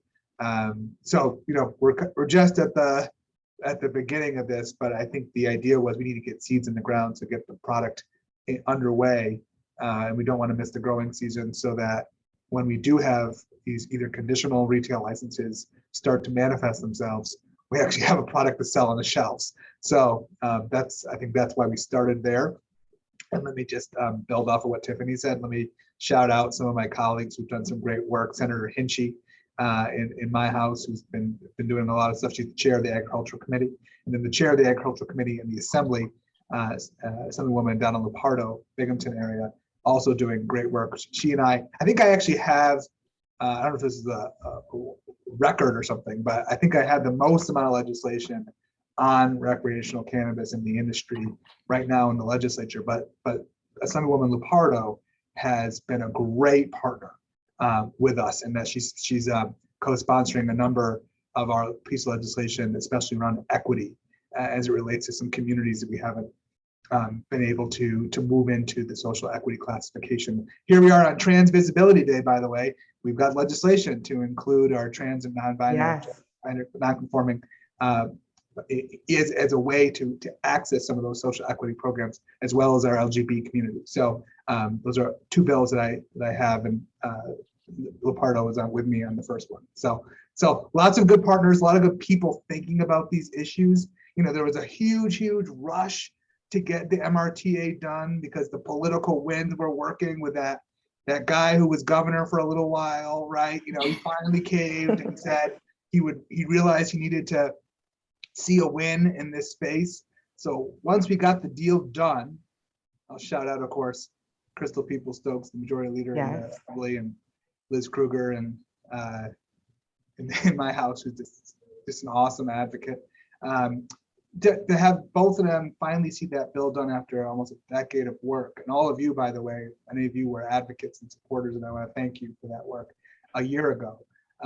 Now we have to work very quickly to fill those holes that we didn't think about over the last 10 years, and as the market has changed. Again, trying to learn from other mistakes that other states have made so that we don't repeat that mistake in New York. And that just goes into one of the questions we had, that, what mistakes should New York legislators avoid, right? I think we have a lot of examples. We're the 15th to make adult use recreational legal. So we can see some markets like California has been around for a long time, and now we're seeing their mistakes. So we're able to learn from that. I think you guys would all agree. Yeah. Yeah, I mean, I think, going back to kind of the theme that we've been discussing, right? Let New York entrepreneurs lead and innovate, and create a safe marketplace and an inclusive marketplace. But beyond that, don't try to, like we said, pick winners and losers or over-regulate this marketplace. In California, you have basically a wholesale of grows. Everyone is exiting and they're selling to bigger players because it's very hard for them to make money. And a lot of that comes back to taxes, right? And so, we've already talked about the cultivation tax here, but, just that general philosophy has to be the guiding philosophy of the regulators to say, well, these innovators, entrepreneurs, they know best. So let's put their success in their hands. Exactly, right. I mean, cannabis is complicated, and again, people just have to read up. Things are changing. You have to get involved. You have to be submitting your questions to the Cannabis Control Board when they have those open. You have to be going and attending those meetings. If you're serious about it, you have to start thinking now, creating that business plan, lining it up. It's the basics that you have to learn first, and everything else will come together. A lot of people are passionate about cannabis, and we know that you guys have the skills, right? But it's also about creating a standard for the cannabis that will be sold legally. And we want to make sure that there's a certain standard and that people are offering a certain product at a certain level. And so, the regulations are necessary. Robin, did we have? Yeah, sorry. There's another question that kind of goes into that. What do we think the future will look like legally in terms of not only selling cannabis retail, but offering it on premises at bars and restaurants? I think the MRTA clearly states that anywhere that there's alcohol being served, you can't consume, right? And that's yeah. And right. And so those craft cannabis beverages that we'll see coming way in the near future will only be sold at, I assume, on-site consumption lounges, places with those licenses, or retail. That circles right back to the SLA thing, though. Like, if you have a liquor license, can you get a cannabis license? That's right, exactly. Question that needs to be answered. Mm-hmm. Yeah, and I think also, I think beverages also, there's a place for offsite sales, right? So people buying them in 6-packs, and this is where regulations are really going to matter. Can you do multi-packs? What does a multi-pack look like, right? What kind of storage is necessary for distributors? Beverages are lower priced, but yet take up a lot of space and are very heavy, right? So, for instance, in places like Massachusetts, you have to keep your inventory in a vault, right? Well, that doesn't really work when you have 10 pallets of beverages. So, what does that mean? And, how can we think about things a little less from the, perspective of reefer madness, where, wow, we really need to be we need to keep things in a vault. You need to keep things in a secured premise, just like any valuable product, right? And so, kind of that goes back to general philosophy, because even the smallest piece of regulation can have a huge impact on trade. Thank you, Kaelan. Yeah, Thank I think that you're going to also see that the question, I think Kaelan's right with offsite, transporting it out is one thing, but with on-site consumption, I'm curious how well those are going to do in the long run. Spent a lot of time in Amsterdam putting on the Cannabis Cup for High Times. You know, if people are going more, if you're not able to sell alcohol in it or other things that have a high profit margin in them, and you may end up not seeing that nearly as high as cannabis, and particularly with edibles that have a very long onset time before you really feel the euphoric effects. I'm not sure that while Starbucks is well known, buy a coffee and use our Wi-Fi all day, I'm not sure whether it's going to be the same profitable margin for consumption lounges. I'm curious to see if those regulations get modified in some way to allow at least low alcohol content or something like that that allows a better profit margin to come into play. Because I think, you know, unless you have high turnover, you're not going to necessarily see a big return. That's just a fear I have personally, not on behalf of any of my organizations.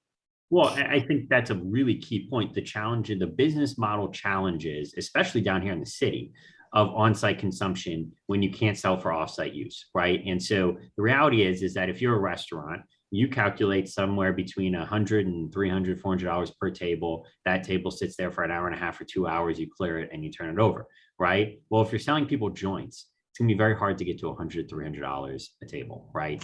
And so we need to think about that. And this prohibition of on-site license, you know, not holding a dispensary license, you know, on behalf of one of our clients who've been working through some policy solutions for that. You know, I do think that any dispensary should be able to have a lounge. And there's nothing in the law that prevents, you know, some sort of special use permit for allowing for a lounge, right? And so, you know, and maybe reserving the on-site license for businesses that have other revenue streams, you know, whether that's food or that's, you know, entertainment or whatnot. So, yeah, I think, you know, having a progressive vision of how this is going to play out while also taking in, you know, stakeholder feedback and community feedback and, you know, public safety arguments, sure. But, you know, we have a great chance to innovate and we have to understand how these things work. I mean, there was a study yesterday that, you know, came out and showed some of the harms of secondhand cannabis smoke, right? Mm-hmm.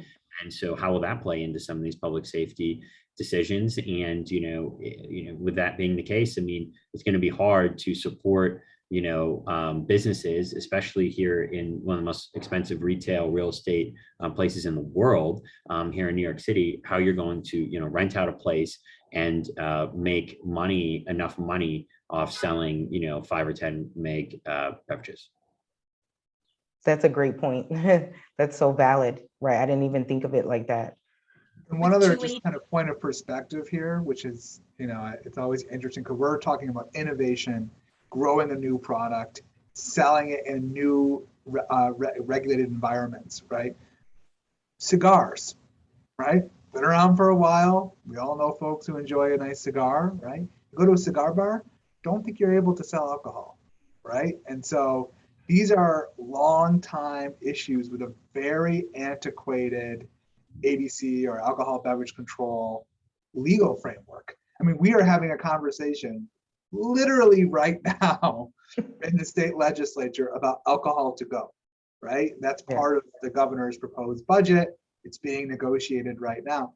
That's where we are as the state of New York with a substance that everyone is familiar with, generally comfortable with, right? We've come a long way since prohibition, right? But, you know, that's where we are with that. So this is a whole new product and we have to kind of go through that cultural immersion, right? Where people feel comfortable about, well, what is cannabis? What types of products are out there? What are the public health risks? What are the side effects? How does this impact me? What's the cost, right? What are the ancillary businesses that are going to be sprouting up that may not want to have the expansion of services at an on-site consumption lounge or you know, in a retail store setting, right? So that's all to be determined. But I do think, truthfully, if we look at where the financial data is behind this industry, there's a high level of interest. And so if what we see happening in other states is reflective of the market interest in New York State, then we should be pushing for, as you said, Tiffany, earlier, the community itself to innovate through entrepreneurship. But there are a lot of cigar bars in whether you're in New York City or whether you're in smaller mid-sized cities across the state that have been waiting for years to be able to sell alcohol, and it's still not allowed in New York State. So we are, we're a slow but steady regulatory framework here in New York. Thank you. And somebody else asked a question, and it's kind of still on topic, but not the same one, but they're asking if medical marijuana and recreational marijuana quality control is different, and is the product the same? I just want to state that up until this law was passed, the Marijuana Regulation and Taxation Act, flower was not legal in the state of New York, even under a medical. So Kaelan, you might be able to speak to this, Senator Cooney. I believe that the quality control would be the same, and that's why they've chosen to give hemp farmers the conditional licensing first. Well, actually, sorry to cut you off, Tiffany. Actually, you have to be a GMP processor in order to get a cannabinoid hemp conditional license, and you do not have to be GMP if you're in the medical program. You have to have your forms, your product forms, and your processes approved by DOH, but you do not need to be GMP. So really, these are two different programs. One program is a holdover from Cuomo's administration. And when Cuomo signed the law, he says it's going to be the most restrictive medical cannabis program in the country. And he was successful in doing so, right? Actually, flower wasn't even allowed right after the law. It was actually a regulatory change from the CCB once CCB got seated, right? So it'll be very interesting to see. And we know that the medical and adult use programs will run in parallel, but will both exist, right? And what we also know is that 10 of the largest cannabis companies in the world currently have medical cannabis licenses in New York, right? So the regulators could create different set of standards and product categories and allowances for medical as compared to adult use. And I actually would encourage them to do so because, the needs of a medical patient, well, I think most all cannabis use is medicinal in some way, shape, or form, right? But, sometimes you do need larger milligram doses for people who are undergoing, very serious medical, treatment, right? And so, maybe there's a situation where medical dispensaries can offer higher milligram, that some of those potency caps don't apply. I also think there should never be tax on a medical product, right? That just goes in line with how we regulate medical product in general. So there's that, but also not allowing those companies to take advantage of that and sell the same product without paying the tax and putting our entrepreneurs at disadvantage. So there's some really interesting considerations there. I also think too, maybe with flower and some of the standards on flower, in terms of the idea that if you're selling a pre-roll, there's a built-in kill step, right? You're going to heat that pre-roll up and you're going to burn it and inhale it, right? So certain biological contaminants that, are exposed to heat aren't dangerous anymore, right? But should, those standards, apply necessarily to medical patients who might have a weakened immune system and just by handling that pre-roll, might get sick. So I think there's a lot of considerations. There's an opportunity too for regulators to create different access points for patients and adult use users. That's well said, and I would only add the additional staffing changes as well. So in the medical pharmacy that you'd have a person expertise who may have a degree in pharmacology to be able to walk you through what different products would be, how that would affect your medical condition that you're trying to treat, and kind of what you might experience with side effects.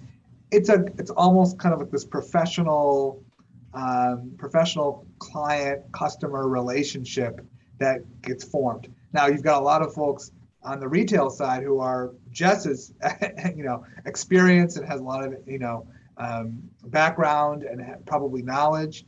They may not have the same degree, they may be a bud tender, but they have that knowledge, right? And so the experience between the customer, consumer, and the staff will be different, and that's okay. But there are some differences in terms of that. From a public health standpoint, in terms of maybe just more basic level, I mean, Kaelan's right on everything he said, but from a safety standpoint of I don't want to buy from here or this person on the legacy market because I'm not so sure where this product has come from. From a public health standpoint, we know we track all of this product in the seed to sale mechanism in New York State. So that will be another assurance that the quality and the safety of the product is safe to consume, right? And that there is a problem, then you have some sort of recourse and we can figure out as a state what happened along the way. So that gives some consumer confidence, if you will, when either trying to try this product for the first time or regular purchasing. So that's another kind of minor difference between the two. And I think it's a great point, the seed to sale tracking, and because it allows the state, if necessary, to do recalls if something is off, right, and get that product off those shelves. And it builds consumer confidence when you can go into a location and see that the product has been tested through a lab. You can actually look at the label, see what's in there, see what the different levels, the CBD, THC, all this stuff is. It gives you insight. I'll tell you, I've been to states and shopped legally, and it's definitely a different experience. I implore everybody to try it once New York is legal, all the way with retail shops open. It's a different experience. You have a different type of confidence when purchasing. We have another question. It says, how do you guys foresee expanding the categories included in social equity will affect the core groups that social equity within cannabis were made to help, those negatively impacted by the criminalization of cannabis, Black and Hispanic communities? Well, let me take the first stab at this because I feel very passionate about this. I mentioned my hometown of Rochester is a majority minority city. We have the classic case of an over-policing of marijuana, disproportionate in our city neighborhoods versus our suburban neighborhoods, and far and beyond communities of color. You are 16 times more likely to be arrested for a low-level marijuana drug offense if you are Black than if you are white in Monroe County, which is where Rochester is. So that's really how I approached the entire social equity component around the original MRTA conversation last year. And so I think I might have said this before, but I serve as the co-chair of the Marijuana Task Force for the Black, Hispanic, Puerto Rican, and Asian caucus. And we felt very strongly that this should be going first and foremost to Black and brown communities that have felt that disparate impact, both from the policing and criminal justice side to the disinvestment side of their communities and neighborhoods. And so I say this all the time, but it bears repeating. There's going to be enough for everyone here, right? And we as a collective state are looking at these licenses from a standpoint of scarcity. And I understand why we're doing that, because the last question was about the medicinal program, of which there were only 5 and then 10 licenses given on the medicinal side. So they became a very high value, and there was a very fierce competition for licensure. People were hiring lobbyists, and there was lots of money being thrown around. That's not the goal here for any of the different licensure types in the recreational adult use market, right? We want as many actors to participate. We want you to be in the North Country. We want you to be down in New York City or on Long Island, right? We want individuals who are experienced entrepreneurs to be in it, as well as someone who was maybe, as you said in the description of the question, most negatively impacted by the failed war on drugs. And there's going to be rules for everyone. I think that we have underestimated the market in New York State, right? So most studies have shown between 4.6 and $7 billion. I think it could be higher than that. I really do. And I think, again, that consumer confidence that Tiffany, you just mentioned, that's going to drive those numbers up, right? And so my point is I think there's going to be plenty from the cultivation and processing and retail and delivery sides. And by the way, we put some controls in place, which are worth noting if you didn't already say it earlier in the program. In the legislation itself, we anticipated that this would be a high demand marketplace. So delivery is a classic example, right? We don't want some of those large companies that we all know who they are, start with an A and end with a Mazan. And they come into a marketplace and they dominate because they have the infrastructure. They have the drivers, they have the trucks, they have the routes, they have the technology, they have the customer base, right? And so we wanted this to be an equal opportunity. So we limited the size, number of FTEs or number of employees that you could have in a delivery business, right? 25. How much is it? 25. 25. Okay, good. I was gonna say 10. So 25. So, that provides more opportunities for more delivery services, more companies to open, right? So you're not just gonna have a one bite at the apple to get these licenses and then you're out. We also know that it's like any new enterprise or any new business, right? Whether you're creating a digital game platform, whether you're going into digital healthcare technology, right? There's a lot of risk when you open your own business. Not everyone's going to make it just by virtue of how hard it is to open a small business. And as a former small business owner myself, I know how hard it is and how confusing it is. So, let alone the issues of banking and the legacy market that we talked about before that are unique challenges for the cannabis industry. So we anticipate that, everyone says, oh yeah, I'm going to apply for a license. I can't tell you how many phone calls I get from all over New York State to my Senate office saying, I'm going to apply for a license. Will you help me? Right. And we take their name down and we put them on the list and we, stay in contact as we have information. But I guarantee you that the majority of those folks won't actually apply when the time comes. So that's my spiel of saying, yes, we are keeping full front and center those who have been most negatively impacted by the war on drugs in the Black and brown community. But we are not going to scare people off from participating in this marketplace. And remember that there are communities like the LGBT community, which is why I have that bill, that have been impacted by their own experience with cannabis in the HIV/AIDS epidemic, right? So there's a different type of relationship to cannabis that is unique to that community. We want to recognize that. That's why I've carried that legislation. So, again, there's room for everyone at the table. There's a lot of cake. Let them eat cake. I couldn't agree more. And one of our guests thanked you for saying that, Senator Cooney. They say, I think that's a really important point you brought up. There should be space for everyone who wants to participate in the regulated cannabis industry.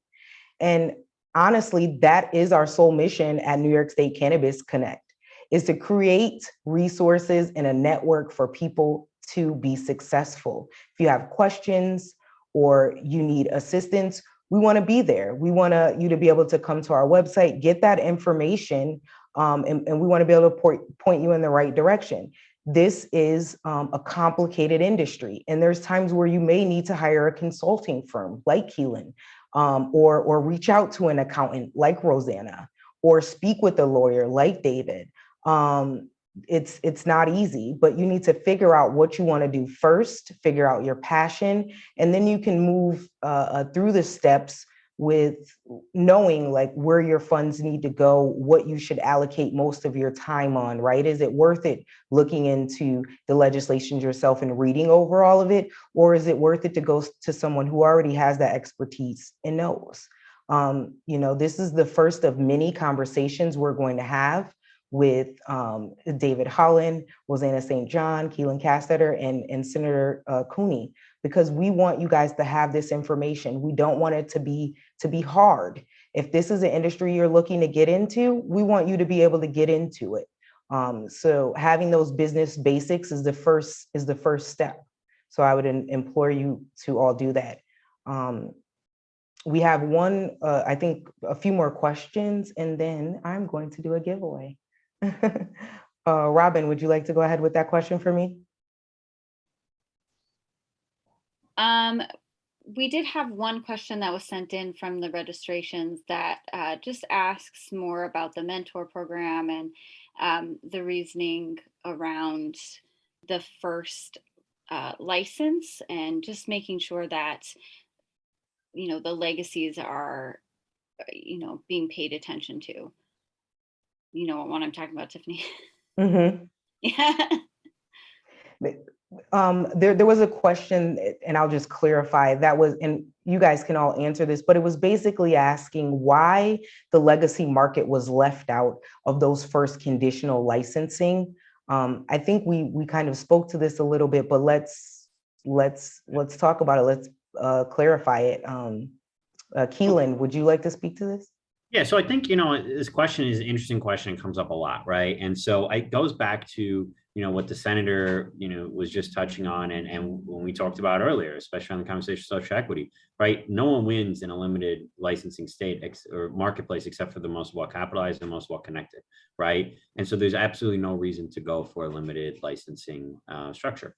And so, when we talked about earlier, the challenges of defining legacy, who's not. And I remarked, I said, that's unnecessary.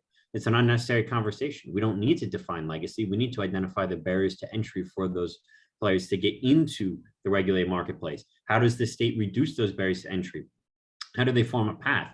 How do they make sure that, when they give up information, that information isn't used against them in the court of law, right? And so, those are the questions to be asking. In terms of this conditional license, the conditional bill is only able to happen because it happened ahead of a regulatory rollout, right? There is no regulations on the books for licensing. That's why it had to be passed, and the cannabis law actually had to be amended for it to happen, right? So because of that, you need to look at, instead of a selection criteria and all these things, who could qualify? Well, you have there's a small universe of those that you can qualify and know that can actually get going, and those are hemp growers and processors.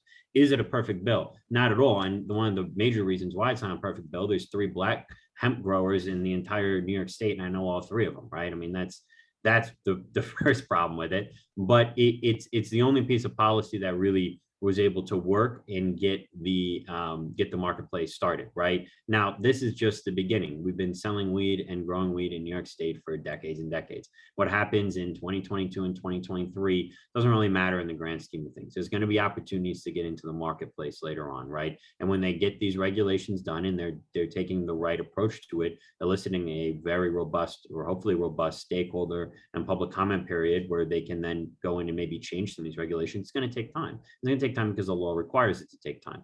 So when we look at the end of this year, maybe for that to happen, applications should be open up. And if you're willing to go through the entire process of building a team, getting a business plan together, securing a site, engaging with your community, right? And developing that support. And I don't think that's 10,000 individuals. I don't think that's 5,000, and, probably 1,000, maybe 2,000, business owners throughout the state. They should be given licenses. The state should support them in capitalizing those businesses. The state should not handcuff their business models and not make it very difficult for them to compete. And the state should also look at, as we discussed earlier, rolling back the ridiculous cultivation tax. You do those things and you support a legacy market entrepreneur getting in, right? They need a hand up. They don't need a handout, right? And I think that's what they've been, that's what entrepreneurs have been communicating very clearly. So in terms of legacy market being forgotten or left behind, I don't think they've been left behind at all. I think there's a huge space for them to fill. And, it's going to be incumbent on the state to ensure that they have the opportunity to fill those spaces. I would just add, and that's well said, Kaelan, I would just add from the state's perspective, look, we want this marketplace to be wildly successful. Why? Because we're reinvesting these funds back into the community, right? That was a big part of the argument that Assembly Majority Leader Crystal Stokes fought so hard for in the legislation, is to make sure that there was a community reinvestment standpoint. It just wasn't going into the state coffers for whatever purpose that we wanted to do. It was going to go back into those communities that had seen the disinvestment over decades, communities like my hometown of Rochester. So that's our goal, right? I think we have to kind of change our mindset when it comes to the legacy market in terms of the value that they provide.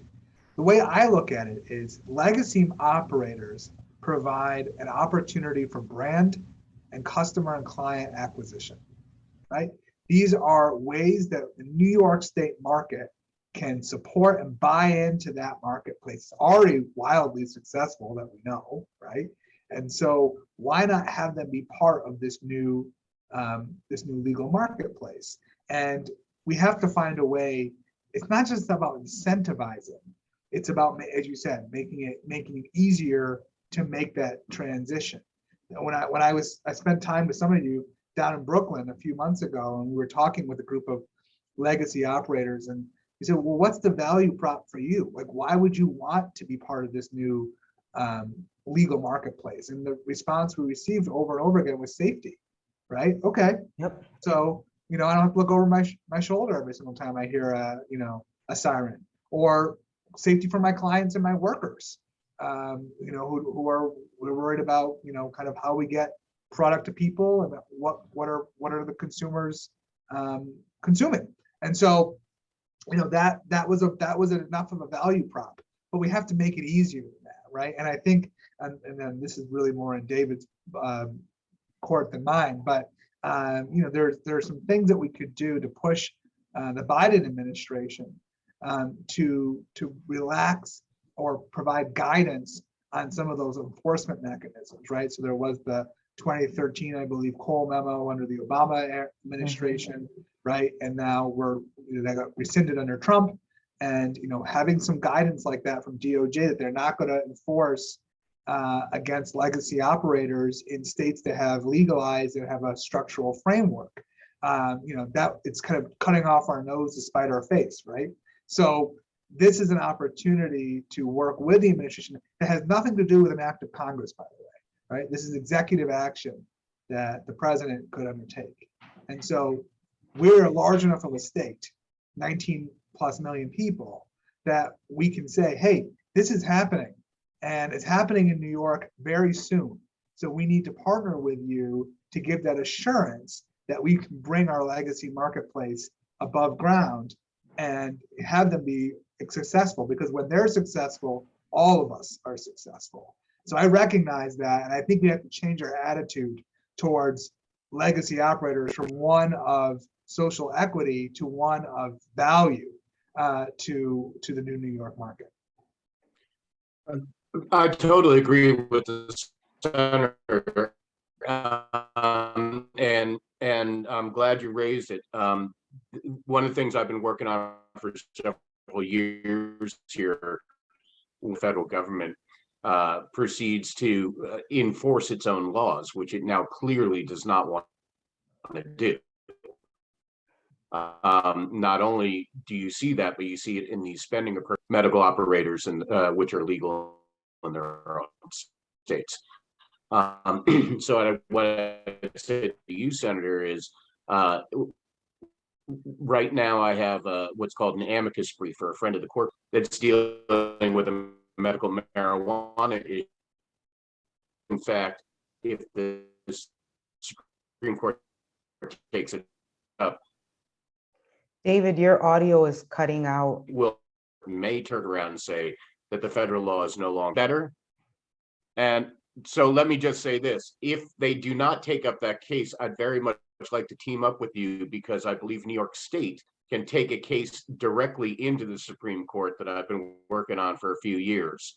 And I would love to talk with you about it, because we could address so many of those issues we've been talking about here today.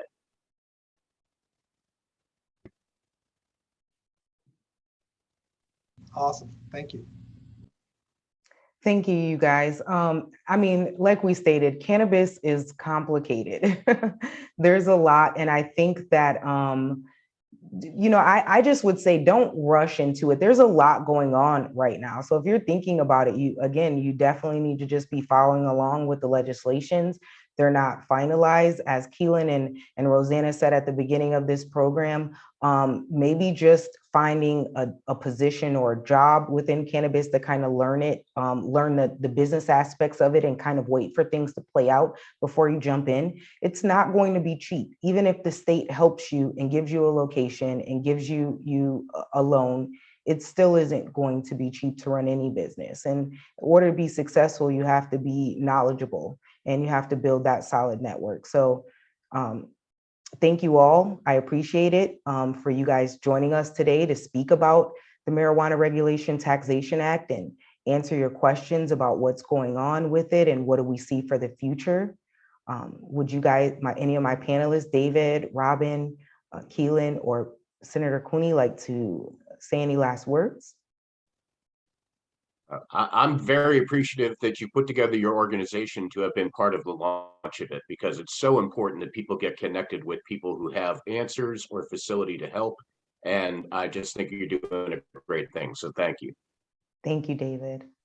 I Thank you appreciate for that. all being pioneers. We're in this together, and we're all going to do, we're all going to really see how this market can be the national model for the rest of the country. So thanks for being part of it. And thank you. And again, all the senators there, you guys are doing such great work, and we appreciate it. We're here to support you in your efforts. And Kaelan. Yeah, well, thank you so much for having me. This is a great conversation, an excellent panel, and some great questions, some necessary questions, and, happy to be part of an organization that's trying to reduce gatekeeping, right?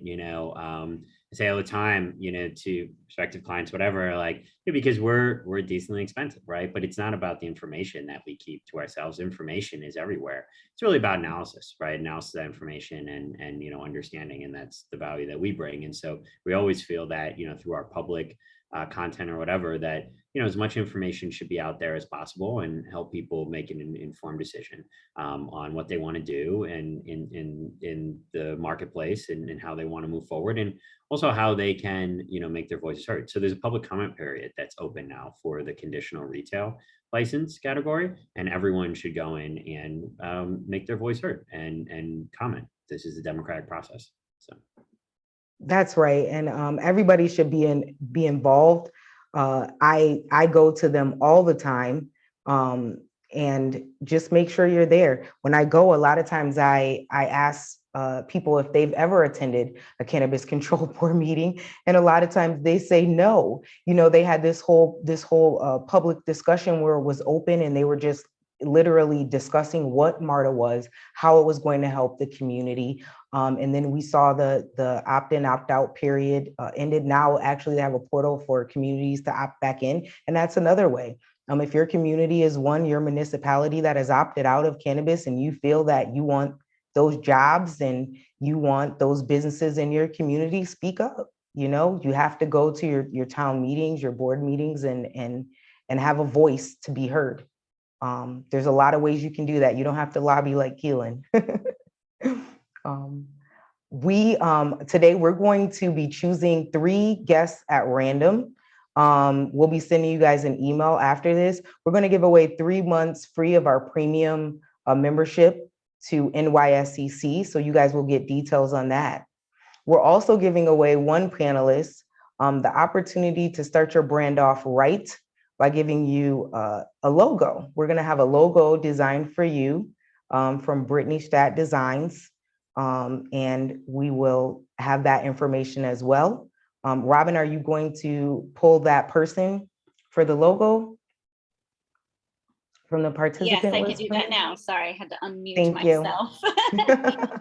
So yes, we're gonna get you guys a logo. We want you guys to start off right. And the first part of owning any business in any industry is making sure that you have a strong brand. My background before I started New York State Cannabis Connect was public relations and social media. And so I know very well that a brand image is very important. And so we wanna get you guys started off right. And then, we'll be sending you some resources. We have a packet that we'll be sending out with a list of the licenses that New York State will be giving out for cannabis, because the first step in understanding if you want to get in the business is understanding where you fit in, right? You might not even need a license to support cannabis. I am a resource and network company. We have content, right? But we don't need a license in order to support the cannabis industry. Neither does Kaelan or Rosanna, right? We're just passionate about what we do. And so just keep that in mind. Again, I want to thank you all for being here with us today. And I think that Robin will announce the winner. Yeah, so for the branding, we have Jacqueline F. I think she is here. I saw her at one point. Jacqueline, please make sure we get your email address and contact if we don't have it, so that we can get you in touch with Brittany Stat Design so we can get that logo created for you. All right, you guys, it is 3 p.m. We will send the other 3 winners an email and announce it on our social media. Thank you all for coming. We appreciate your time, and there will be more of these sessions to come. So thank you.